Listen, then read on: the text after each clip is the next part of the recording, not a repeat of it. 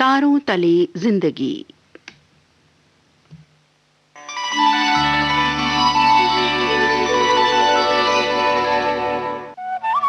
तारों तले जिंदगी इस सीरीज में हम आपके लिए लेकर आए हैं हिंदी साहित्य जगत की कुछ चर्चित कहानियों और उपन्यासों पर केंद्रित नाट्य वाचन। इस कड़ी में प्रस्तुत है मुंशी प्रेमचंद का लिखा चर्चित उपन्यास रूठी रानी। तो आइए सुनते हैं प्रसिद्ध उपन्यास रूठी रानी का रेडियो नाट्य वाचन।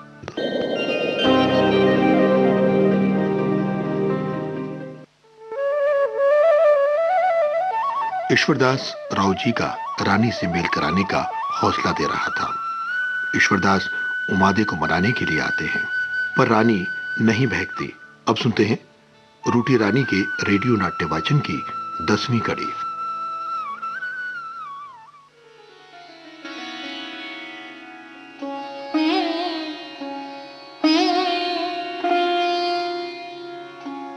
और उस वक्त होपा जी ने बड़ी सूझबूझ को काम में लाकर रावल जी की तारीफ करना शुरू कर दिया और उनको सुनते ही रावल जी का सिर हंस पड़ा। होपा जी उसे पहचान कर रानी के पास ले आए और उसके बारे में एक दोहा मशहूर है। चारण होपे सेव्यो साहब दुर्जन सल, बरदांता सर बोलियो गीता दोहम कल। यानी होपा ने अपने मालिक की तारीफ की और इसलिए अपने वफादार नौकर की जबान से अपनी तारीफ सुनकर वो हंस पड़े। ये बात गीतों और दोहों में मशहूर है।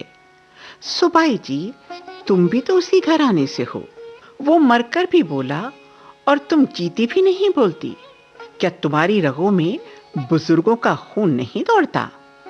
उमादे जोश में आकर बोली, बाबा जी, मैं भी यही देखना चाहती थी कि देखूं तुम्हारी जबान में कितनी ताकत है। कहो, क्या कहते हो और क्यों आए हो? ईश्वरदास, तुम्हारी सौतें कहती हैं कि वो अगरचे चंद्रवंश में पैदा हुई हैं, खुद भी चांदी की तरह रोशन है, मगर चेहरे पर मैल अभी तक शेष है। मैं यही पूछने आया हूं कि वो मैल कैसा है और क्यों शेष है। उमादे बोली, उन्हीं से क्यों ना पूछ लिया? ईश्वरदास, अरे वो तो कुछ साफ साफ बतलाती नहीं। उमादे, मैं साफ साफ बतला दूं? ईश्वरदास, भला इससे बढ़कर क्या होगा? उमादे, मुझ में यही मैल है कि मैं चाहती हूं राव जी बीबी और बांदी की पहचान रखें। ईश्वरदास, अब ऐसा ही होगा, रानी रानी रहेगी और बांदी बांदी। उमादे, तुम इसका पक्का कॉल दे सकते हो? ईश्वरदास, हां, अभी।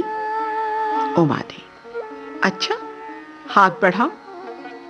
ईश्वरदास ने राव जी का हाथ पकड़कर पर्दे में कर दिया।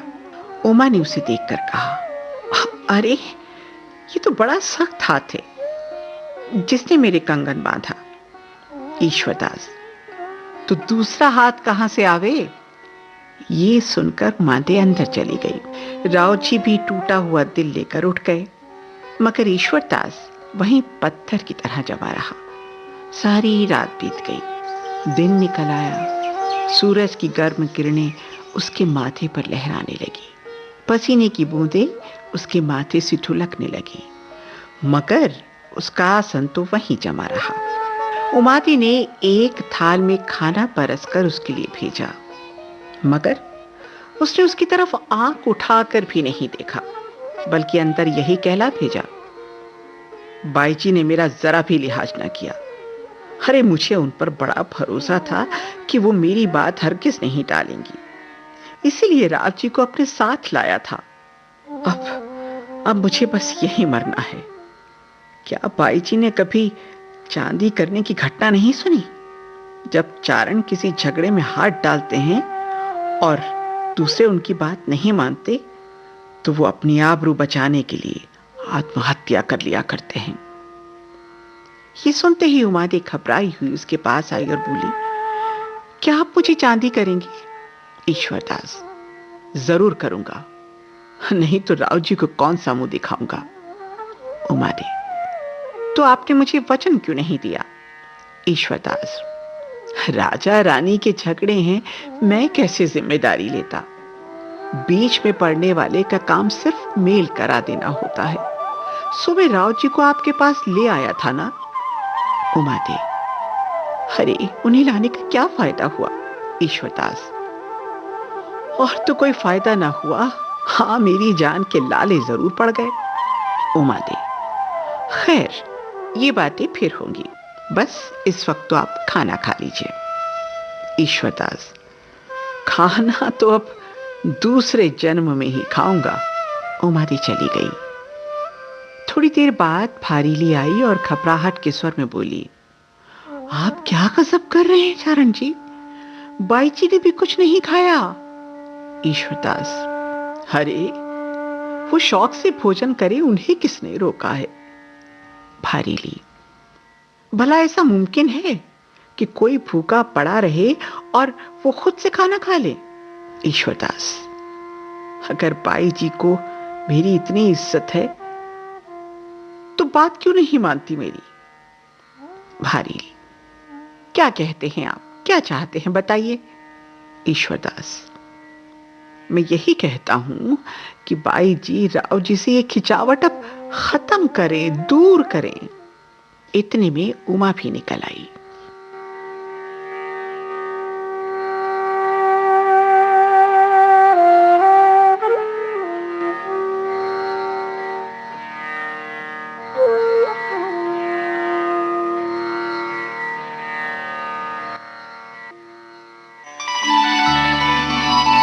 तारों तले जिंदगी। इस क्रम में अभी आप सुन रहे थे मुंशी प्रेमचंद का लिखा उपन्यास रूठी रानी का रेडियो नाट्य वाचन।